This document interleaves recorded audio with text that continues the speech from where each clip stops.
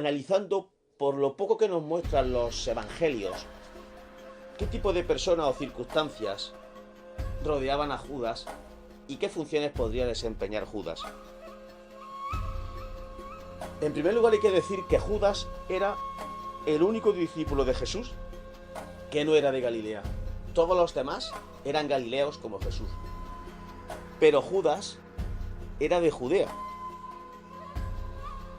Los demás discípulos probablemente podrían tener un nivel cultural bajo por el tipo de oficio que tenían y del lugar del que provenían. Sin embargo, Judas, no por el hecho de ser de Judea, pero sí tenía más formación y más cultura por una simple razón. Se sabe por el Evangelio de Juan, que él era el ecónomo del grupo, es decir, llevaba la bolsa, administraba el dinero. Para algo así se necesita conocimientos, no cualquiera puede ser el ecónomo, no cualquiera puede llevar la bolsa, porque sería el encargado de hacer las compras, sería el encargado de llevar una cierta contabilidad entre comillas, e insisto, eso no estaría al alcance de cualquiera. Él sería el encargado de hacer las compras necesarias del día a día para comidas, cenas, desayunos, lo que fuera. Teniendo en cuenta que Mateo era otra persona con mucho nivel intelectual, porque Mateo era publicano, es decir, estaba acostumbrado a recaudar impuestos, otro que sabía contar y administrar el dinero, y también se podía haber encargado de la bolsa, y de forma muy solvente, indica que Judas como mínimo, tenía la misma formación que Mateo. Y cuando digo formación no me refiero al mismo oficio, sino al mismo nivel intelectual, como mínimo. O probablemente, aunque los dos tuviesen el mismo nivel cultural, a lo mejor Judas era discípulo de Jesús antes de llegar a Mateo. Y como ya Judas se encargaba de la bolsa, pues entonces no se vio oportuno pasarle esa función a otra persona, a Mateo en este caso. También se sabe, y se sabe también por el evangelista Juan, que Judas no desempeñaba honestamente el cargo que tenía. Juan lo establece y lo deja muy claro. Dice, sobre todo, cuando hay una parte del evangelio que dice que cuando había resucitado a Lázaro, María, una de sus hermanas, en agradecimiento, eso sería probablemente, no sé, una semana o semana y pico antes de su pasión, se acercó, rompió una botella de ungüento muy caro, de nardo dicen, y con él enjugó los pies de Jesús, y Judas se indigna y dice que eso podría haber sido entregado a los pobres, esa cantidad que se había desperdiciado con ese ungüento. Y Jesús le dice, dejadla, porque ya me está embalsamando, preparando mi cuerpo para la sepultura, anticipando la pasión.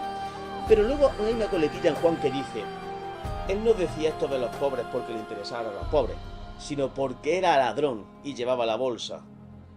Y de lo que había en la bolsa, él cogía dinero y se lo quedaba para él.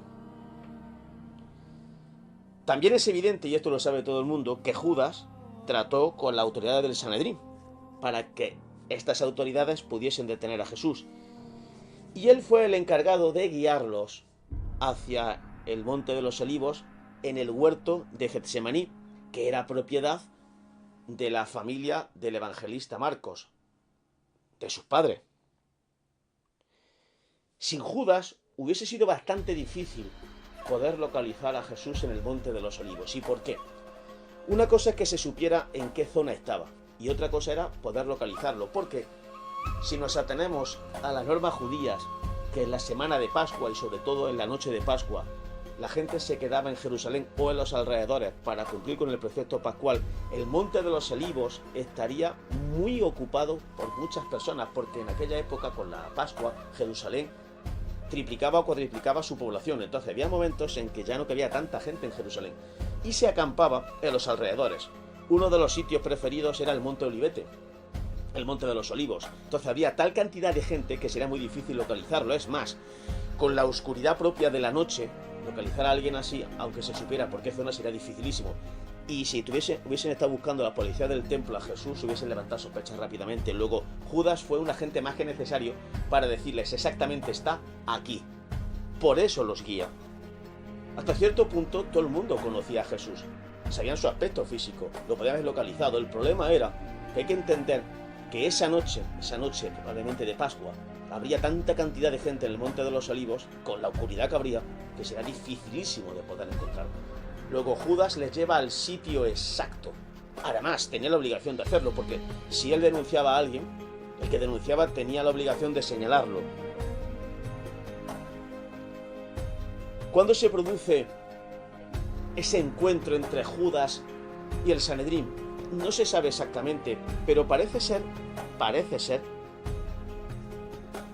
que fue después de la comida que Simón el leproso le ofrece a Jesús en Betania. Betania era la aldea donde vivía Lázaro y su hermana Marta y María, y parece ser que era una aldea con gente que estaba muy a favor de Jesús. Y entonces a Simón el leproso da la sensación de alguien que habría sido leproso y habría sido curado. No se sabe si por Jesús o por cualquier otra circunstancia. Parece ser por Jesús porque le da una comida, ¿no? Una comida. Y es después de esa comida, aunque no se especifica ahí cuánto faltaba para la Pascua, cuando Judas toma la decisión de ir a hablar con el Sanedrín para entregarlo. Es verdad que Juan, el evangelista Juan, establece que esa comida tuvo lugar 6 días antes de la festividad de Pascua, es decir, que sería el viernes anterior a su muerte y 2 días antes, que me refiero a esa comida, de la entrada triunfal de Jesús en Jerusalén.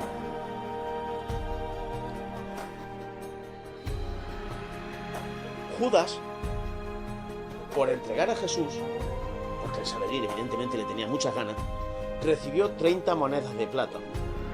Bien, esa cantidad, como decimos nosotros vulgarmente, no le iba a sacar de pobre. No es una cantidad millonaria que le permita, pues vivir de esa cantidad para siempre.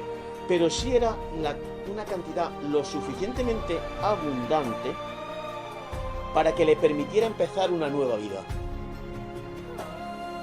De hecho, este dato es fundamental que se recuerde a la hora de analizar cómo fue el final de la vida de Judas. Es decir, 30 monedas de plata no era una cantidad para retirarte ya para siempre, para no trabajar en la vida, pero sí lo suficiente para tener una cantidad económica que te permitiera empezar una nueva vida, pues no sé, adquiriendo algún tipo de circunstancia, comercio o lo que sea, para a partir de ahí ganarse la vida. Y Judas muere poco tiempo después. Muere, no se dice se suicida, cuidado, eso se dirá porque muere poco tiempo después de haber empezado esa nueva vida. Cuidado, probablemente no fue en el mismo día en que Jesús murió. La tradición lo establece así. Él se arrepiente, ahora se dirá, ¿por qué, no?, de lo que había hecho con Jesús, busca a los sanedritas, los encuentra probablemente en el templo, dice que ha entregado sangre inocente. Los sanedritas le dicen, ¿a nosotros qué? Allá tú. Dice que arroja las monedas de lo que le han dado. Improbable, pero bueno. Y después va y se ahorca.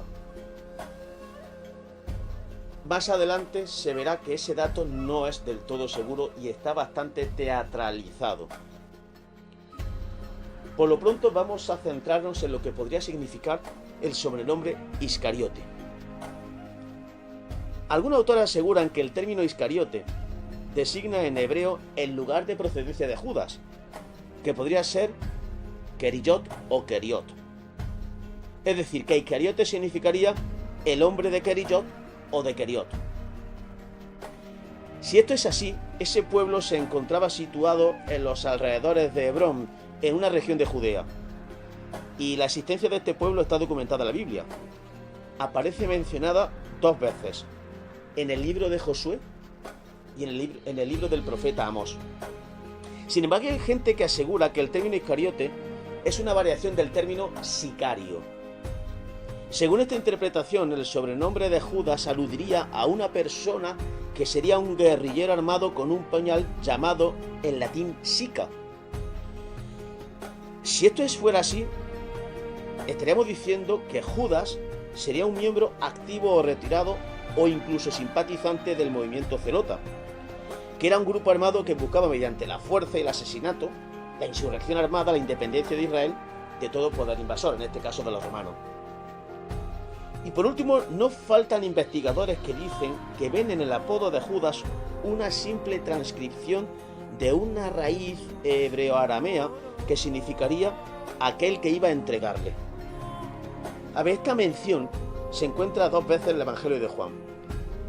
Después de la confesión de Pedro, cuando dice tú eres el Mesías, hijo de Dios vivo, la primera vez, y después durante la unción en Betania.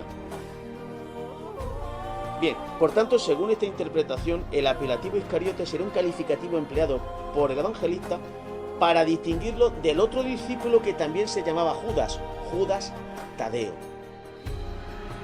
Y también para presentarlo desde el principio como el traidor, es decir, Judas Iscariote significaría Judas el que lo iba a entregar. ¿Cuál de ellas es la posible o la más fiable? No se sabe. No se sabe. Hay partes que serán en favor de unas o de otras, pero no se sabe con seguridad el sobrenombre Iscariote a qué obedecería. Pero lo importante de esto es por qué Judas Iscariote entregó a Jesús. El verbo que se utiliza en los evangelios es un verbo que dice paradidonai. Paradidonai no significa traidor o traición, sino entregar, que no es lo mismo que traicionar. Es muy curioso esto. Ahora bien, ya se puede adelantar que no se sabe a ciencia cierta por qué Judas entregó a Jesús. Está la versión más amplia en la que dice que fue por envidia o por dinero. No es tan sencillo como parece. Mira, hay una primera teoría que dice que el motivo de la traición de Judas, sí, era su avidez por el dinero.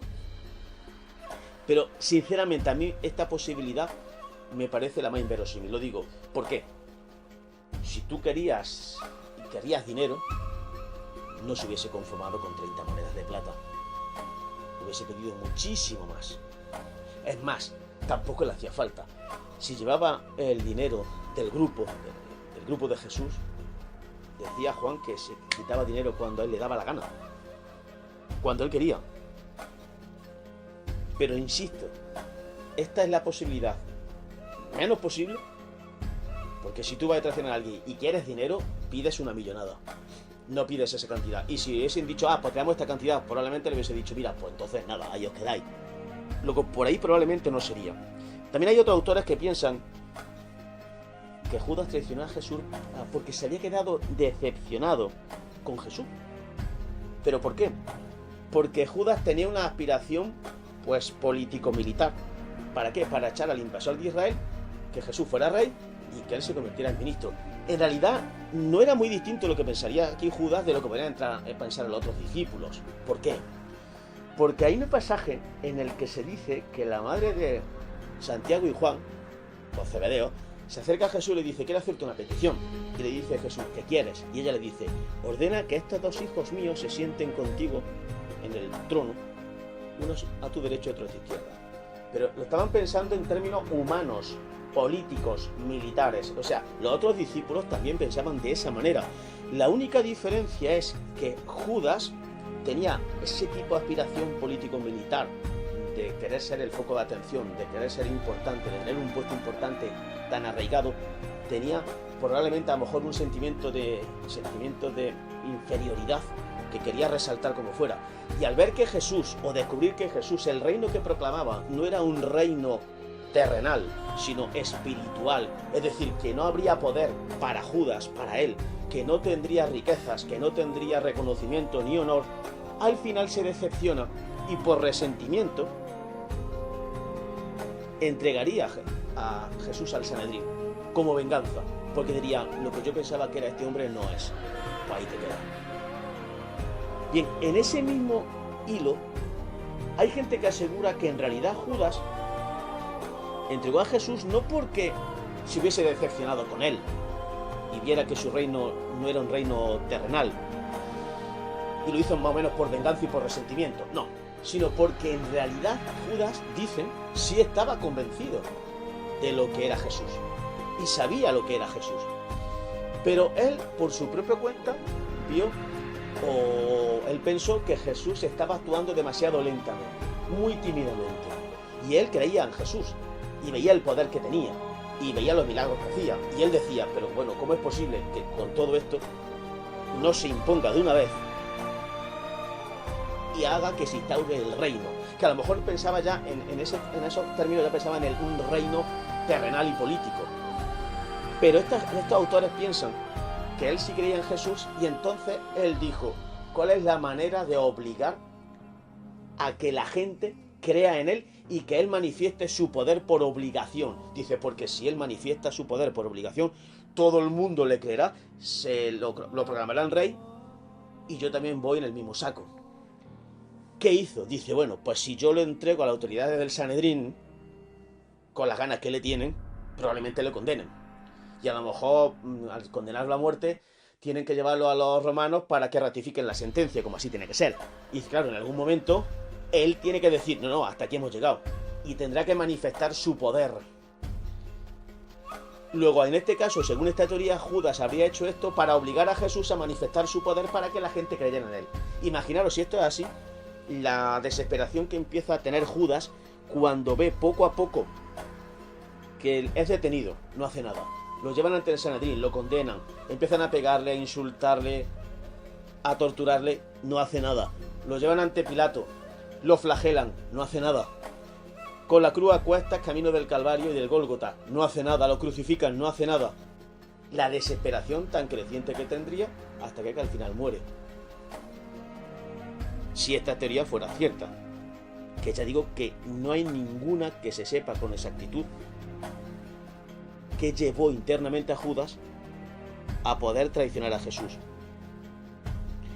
Hay otra corriente de pensamiento que asegura que Judas pues probablemente era discípulo de Juan el Bautista, siendo el Judas uno de aquellos seguidores que comenzó a ser discípulo de Jesús por indicación del Bautista, cuando el Bautista les dice, este es el Cordero de Dios, y entonces esos primeros discípulos le siguen. A ver, según esta hipótesis, Judas sería el otro discípulo del que no se dice su nombre. Y me explico.